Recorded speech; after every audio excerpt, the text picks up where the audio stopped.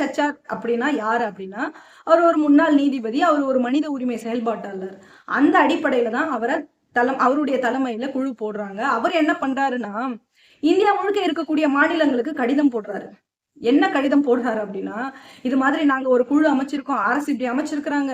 உங்க மாநிலத்துல நீங்க எவ்வளவு இஸ்லாமியர்கள் இருக்காங்க, இந்த இஸ்லாமியர்கள் எவ்வளவு பேர் வேலை வாய்ப்பு பெற்றிருக்கிறாங்க உங்க மாநிலத்துல, எவ்வளவு பேர் படிச்சிருக்கிறாங்க, எவ்வளவு பேர் சொத்து வச்சிருக்கிறாங்க, எவ்வளவு பேர் வக்பு வாரி சொத்துக்கள் இருக்கு உங்க மாநிலத்துல, காவல்துறையில எத்தனை பேர் இஸ்லாமியர்கள் இருக்காங்கன்னு இப்படி பல கேள்விகளுக்கான டேட்டாக்களை கேட்டு அவர் எழுதி அனுப்பியிருக்கிறார்.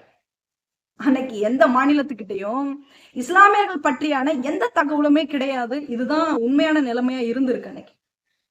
அப்ப திரு ராஜேந்திர சச்சார் குழு முடிஞ்ச அளவுக்கு என்ன பண்றாங்கன்னா, ஒவ்வொரு மாநிலமா கிடைச்ச தகவலின் அடிப்படையில சுமார் ஒரு 424 பக்க அறிக்கையை அரசுக்கு சமர்ப்பிக்கிறாங்க.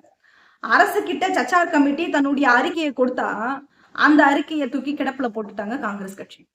அப்படி கிடப்புல இருந்த அந்த அறிக்கைய திரும்ப தேர்தல் வர ஒரு வருஷத்துக்கு முன்னாடி காங்கிரஸ் கையில எடுத்தாங்க.